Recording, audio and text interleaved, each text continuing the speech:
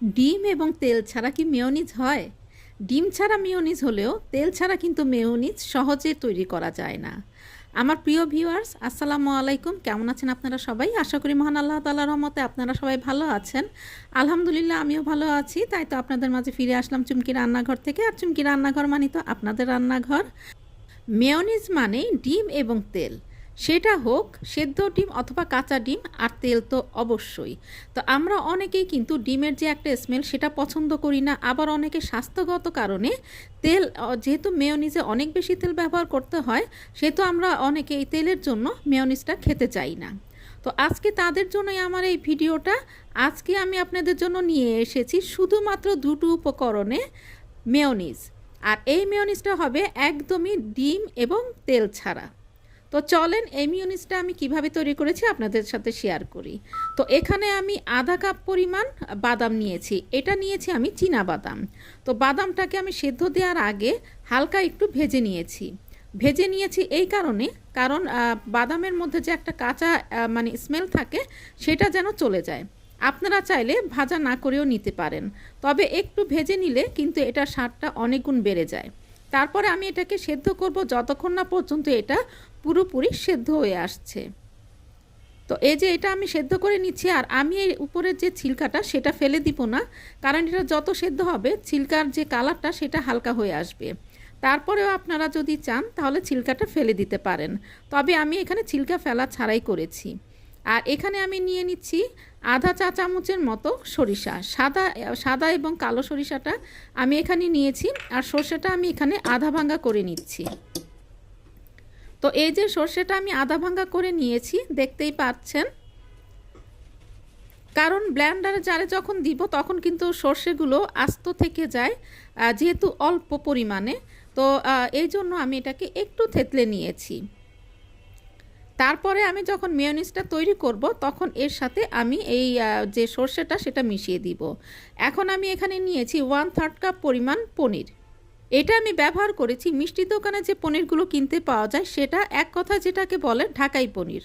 তো সেটা নিয়েছি আমি 1/3 কাপ পরিমাণ। আর এই মেয়োনিজটা খেতে যে এত পরিমাণ মজা, আপনারা যখন ট্রাই করবেন একদম নিশ্চিন্তে খেতে পারবেন, অনেক বেশি মজার, অনেক বেশি হেলদি। আর এই যে দেখেন আমার যে চীনা বাদামটা সেটা কিন্তু অলরেডি সেদ্ধ হয়ে গিয়েছে। এবারে যেটা করব, আমি পানিগুলো ঝরিয়ে নিব, আর পানিগুলো ঝরিয়ে নিয়ে একটু ঠান্ডা করে নিব। পুরোপুরি ঠান্ডা করা যাবে না, একটু গরম থাকতে হবে, মানে কুসুম গরম যেটা বলে সেটাই। তো এই যে পানিগুলো ঝরানো হয়ে গিয়েছে, এবার আমি একটা ব্লেন্ডারের জারে দিয়ে দিয়েছি। তো ব্লেন্ডারের জারে দিয়ে দেওয়ার পরে আমি এখানে দিয়ে দিব হলো গোলমরিচ এবং রসুনটা আমি নিয়েছি আধা চা চামচ, আর গোলমরিচটাও নিয়েছি আধা চা চামচ। তো এটা আমি এখানে দিয়ে দিলাম। এবারে আমি এখানে দিব চিনি এবং লবণটা নিয়েছি পরিমাণ মতো, আর এক পাশে আমি নিয়েছি চিনি, সেটাও পরিমাণ মতো, তবে চিনির ব্যালেন্সটা আপনারা একটু কম বেশি করে নিতে পারেন। আর এখানে নিয়েছি একটু ভেঙে রাখা সরিষা। তো সর্ষেটা আমি এখানে দিয়ে দিলাম। তো হামল দিস্তায় একটু সরিষা লেগেছিল, সেটাও একদম কাচিয়ে দিয়ে দিলাম। নষ্ট করে কী লাভ বলেন। তারপরে এখন আমি এখানে দিয়ে দিব হলো কিউব করে কেটে রাখা পনিরটা। তো এই যে দেখতে পাচ্ছেন আমি এখানে পনিরটা দিয়ে দিচ্ছি। এবারে পনির আমার দেওয়া হয়ে গেলে আমি এখানে দিয়ে দিব প্রায় 1/3 কাপের মতো সিরকা। আমি এখানে কিন্তু পরবর্তীতে লেবুর রসও ব্যবহার করব। লেবুর রসটা ব্যবহার করব আমি শুধুমাত্র একটু ফ্লেভারের জন্য। তো সিরকাটা দিয়ে দিলাম। এবার আমি এটাকে একটু ব্লেন্ড করে নিব, পুরোপুরি ব্লেন্ড করব না। পুরোপুরি ব্লেন্ড না করার কারণটা হচ্ছে এখানে আমি লিকুইড দুধ মিশাবো। তো এই যে আমি লিকুইড দুধ মিশিয়ে দিলাম আধা কাপ পরিমাণ, আপনারা চাইলে একটু কম বেশি করে নিতে পারেন। তো আমি যে ঘনত্বটা চাচ্ছি সেটার জন্য আমার আধা কাপ মানে একদম ঠিক আছে।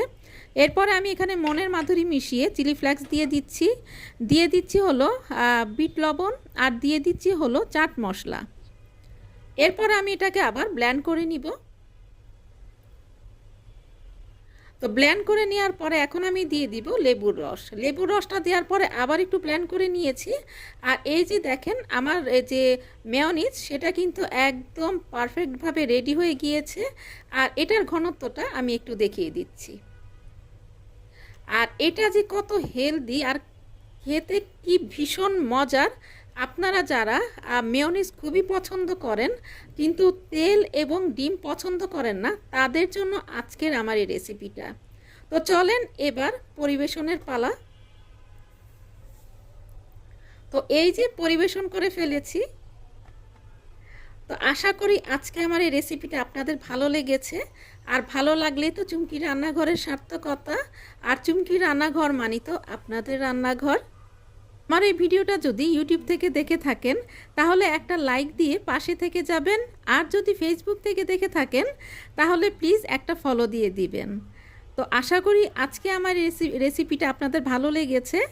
আর মনের মাধুরী মিশিয়ে রান্না করবেন, নিজে খাবেন, প্রিয়জনকে খাওয়াবেন। সবাই ভালো থাকবেন, সুস্থ থাকবেন, চুমকি রান্নাঘরের পাশেই থাকবেন। আল্লাহ হাফেজ।